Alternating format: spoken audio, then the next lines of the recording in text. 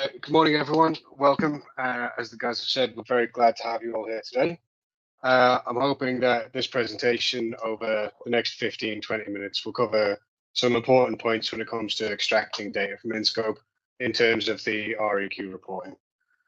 This will be especially useful for our new users, but hopefully we can also give some of our more experienced users some useful pointers also. Without further ado, let's dive in. The presentation itself will cover reporting via custom fields and the reports tab. And the reports tab and custom fields and segment-based reporting are the most important and most powerful areas of InScope. The reports tab includes most of the information required for the REQ. However, there may be some cases where this information is not captured in the system already, in which case you'll need to create custom fields. This custom field will then be shown in the relevant report under the reporting tab. You can also create segments to capture very specific data points or to present the information if the reports tab display is not as desired.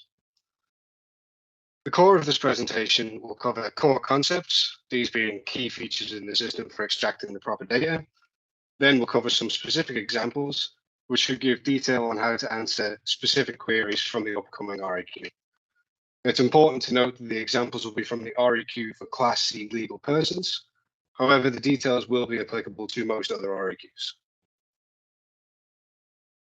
So, to get us started with the core concepts, we have a screenshot here from the Reports tab within InScope.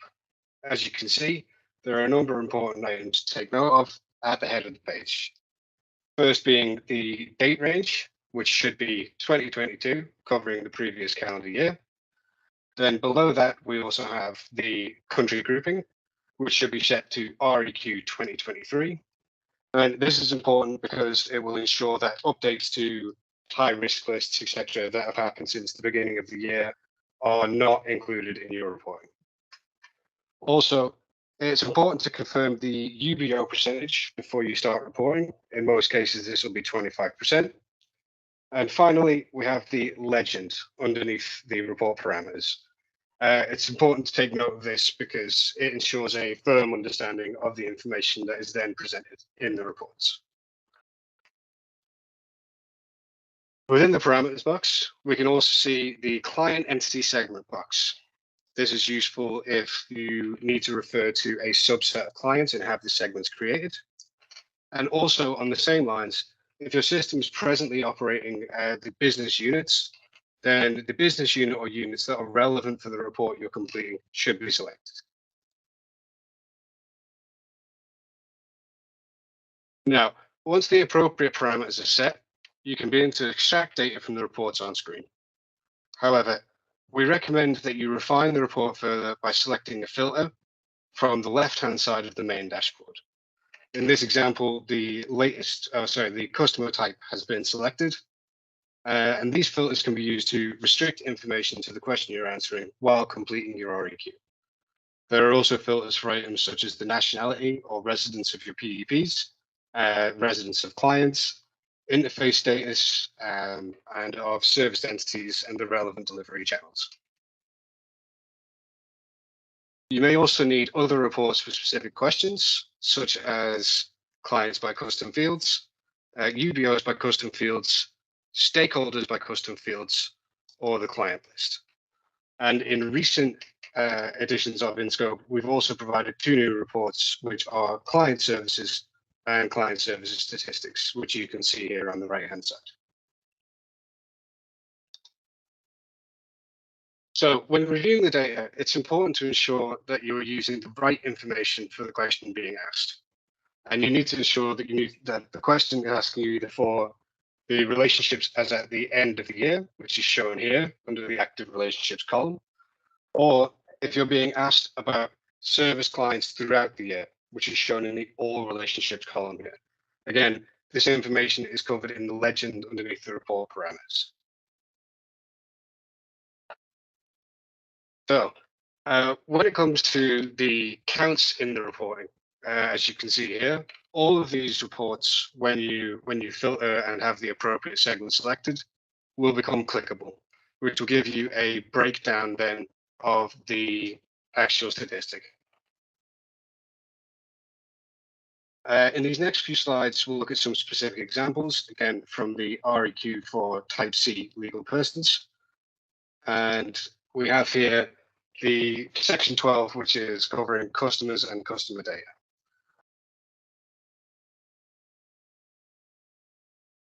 As you can see, the first 4 questions of section 12 are answered by the various columns within the customer type report, which are found here.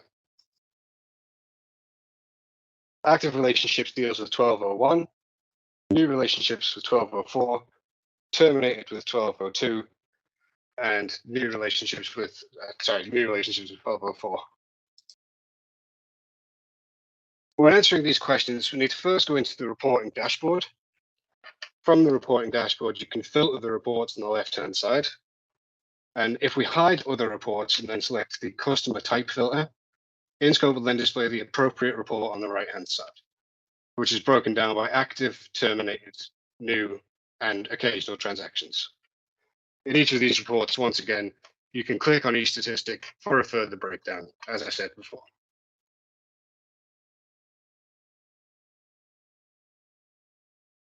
Certain questions, such as 1207, shown here, will require information that is already captured in your custom fields if they are configured. In the next few slides, we've put together a flowchart to help you decide if there needs to be a custom field for a specific piece of information. So, the first question you should ask yourself is, do you know the answer to the question already? If this is the case, then obviously you can fill in the REQ without needing to check the system. If you don't already know the answer, you need to ask, do you store this data in InScope? If you do store the data in InScope, then you can report by custom field, as we've just seen. Or if not, you need to be asking, should you be storing the data in InScope? If you should, then you can create and fill a custom field, and again, extract a report from the reports by custom fields. Or you can get the data from another source if it's not needed to be stored in InScope. So in order to report by a custom field, first you need to change the tab in the reporting, in the overall reporting tab to the clients by custom fields. And then from here, you can filter by the relevant custom field, in this case, industry. And then in order to answer 1207, you can see the data on active, new, terminated, and occasional transactions on the right-hand side.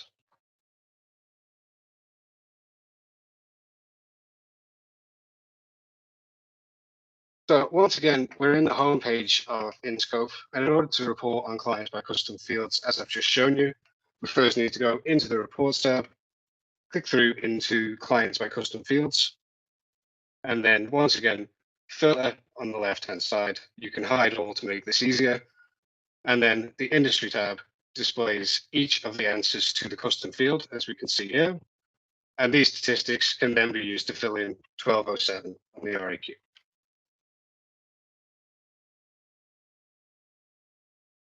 And once again, if you click into each of these, you'll see a further breakdown of the statistics. Now, when it comes to 1209, customers with complex structures, we can define a complex structure as an ownership structure that includes, but is not limited to, foundations, charities, non-profits, offshore vehicle trusts, or other legal arrangements, including both bearer shares and nominee shareholding. In this case, InScope fortunately accounts for this. In the main reporting dashboard, you can actually access the complex structures report, which is here. And then InScope will view the results, which is broken down by companies registered in countries found on the EU non-cooperative tax jurisdictions list, that have trusts in their ownership structures, that have other organizations in their ownership structures, or have nominee shareholders in their ownership structures. And once again, this is broken down by your active, new, terminated relationships and your occasional transactions. InScope also accounts for reporting on client services, as we mentioned previously in the two new reports. And here we can see some questions from section 15, which are specifically relating to services provided, such as forming companies, arranging for directorship, providing registered office, or providing signatories on bank accounts. Now, in order to report on client services, you can access the Client Services Statistics report on the right-hand side of the reporting tab, which is shown here. And once we're in this report, again, it's important to take note of the report parameters. And in the report parameters, we need to make sure that the business units that we are reporting on are the business units that are selected from the drop-down on the left-hand side.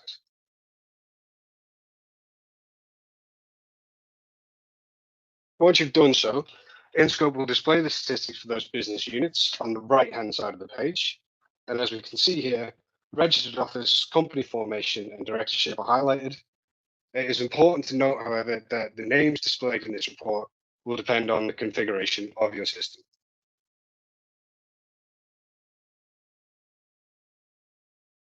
And finally, the last set of questions that we need to look at today are jurisdiction related, namely questions regarding residence and registration jurisdiction.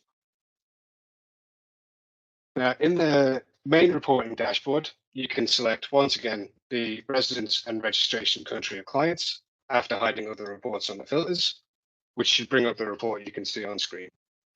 And this report is divided by local, EU EAA, non-EU EEA, and finally the FATF, weak AML, and Basel under 20. Once again, all of these reports are clickable for a further breakdown, but below each of the country groupings, you can see that there is a breakdown by jurisdiction in the case that you need to report further. So I think that about covers most of the items that we need to look at when it comes to specific examples, core concepts of reporting within InScope. And I think we can open the floor for any questions and answers.